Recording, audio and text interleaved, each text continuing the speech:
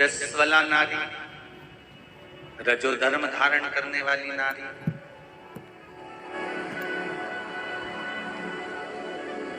पांच दिन, 4 दिन, 3 दिन, 7 दिन बन सके, जितना बन सके, क्योंकि आज के जमाने में बाहर सिटियों में, बाहर शहरों में बहुएं रहती हैं, घर में केवल पति है, पत्नी है, छोटे बच्चे हैं, काम कौन करे।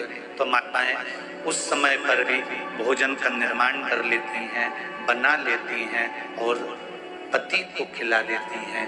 ये श्रेष्ठ नहीं।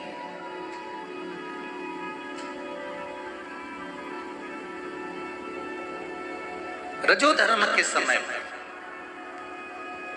जिस समय पर ब्राह्मण हत्या लगी हुई होती है, ब्राह्मण हत्या का समय होता है, ब्राह्मण हत्या का उस समय पर रजो धर्म का समय होता है। उस समय प्रयास करें कि भगवान की जो पूजन हम कर रहे होते हैं, भोजन का निर्माण हम कर रहे होते हैं, वो हम ना करें। 2 दिन 3 दिन जितना मान सकते हो इस कली काल में उतना तो मानो। 5 दिन, 3 दिन, 4 दिन, जैसा मान सकते हो उतना मानो। हम कह भी देंगे कि 7 दिन तक तुम पूजन मत करो या 7 दिन भोजन नहीं बनाओ, तो क्या तुम नहीं बनाओगे? हम कहने को कुछ भी कर दें, तो जितना मान सकते हो, ये आपकी रुचि के अनुसार आपको दिल से सोचना है कि हम सही कर रहे हैं। उस समय पर हमें भोजन का निर्माण करना चाहिए क्या?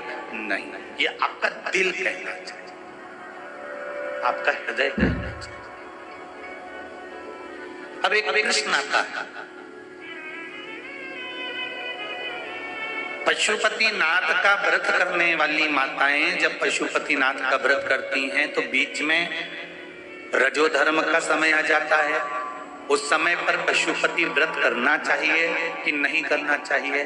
शिव महापुराण की कथा कहती है, और पहले भी आपको कहा, शंकर जी के मंदिर नहीं जाओगे, दिए नहीं लगाओगे, प्रसाद के 3 हिस्से नहीं करोगे, और उस दिन शंकर के मंदिर में जाकर पूजन नहीं करोगे।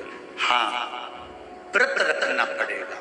एक समय भोजन जो आप करते आए हो, ये हो सकता है कि शाम का भोजन तुम सुबेरे कर सकते हो, पर नियम उसका क्रम न टूटे, इसलिए व्रत रखना जरूरी होता है, उसमें पूजन नहीं।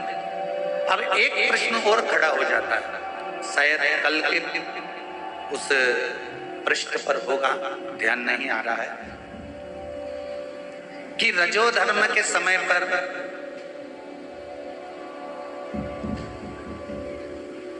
नारी, स्त्री भगवान का नाम ले कि ना? और रजो धर्म के समय पर एकादशी पड़ जाती है, कभी तीज पड़ जाती है, कभी चतुर्थी पड़ जाती है, कभी कोई बड़ा त्योहार पड़ जाता है जिसमें व्रत करना स्त्री को बहुत जरूरी होता है, तो वो व्रत करे कि ना करे? अगर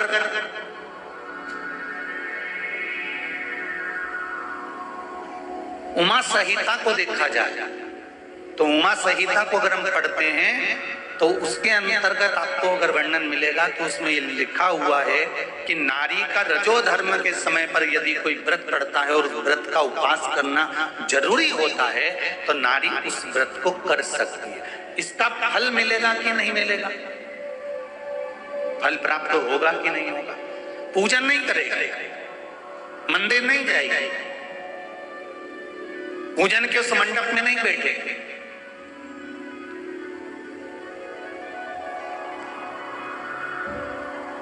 पर यदि व्रत धारण कर लेती है और व्रत धारण करने के बाद में जब उसके 7 दिन पूर्ण हो जाते हैं, तो 7 दिन पूर्ण होते से भले उसकी जेठानी ने पूजन करी, भले उसकी देवरानी ने पूजन करी, भले उसके परिवार वालों ने पूजन करी, ननन ने पूजन करी, उसने पूजन नहीं करी, पर उसने व्रत धारण करा है। और व्रत धारण करा तो 7 दिन जैसे पूर्ण होते हैं, परिवार का व्यक्ति जिस तीज की पूजन को, चतुर्थी की पूजन को, छठ की पूजन को, सप्तमी की पूजन को, नवमी की पूजन को कर रहा होता है, उस पूजन का फल 7 दिन बाद इसके खाते में भी आ ही जाता है, अगर व्रत रखती है।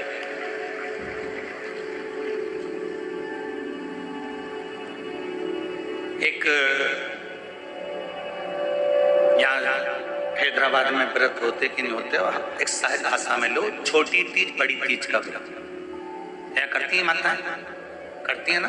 अब छोटी तीज बड़ी तीज का व्रत आ गया, उसमें बीच में किसी नारी का रजो धर्म आ गया, तो वो व्रत करेगी कि नहीं करेगी? जम के बोलो जरा, करेगी ना व्रत?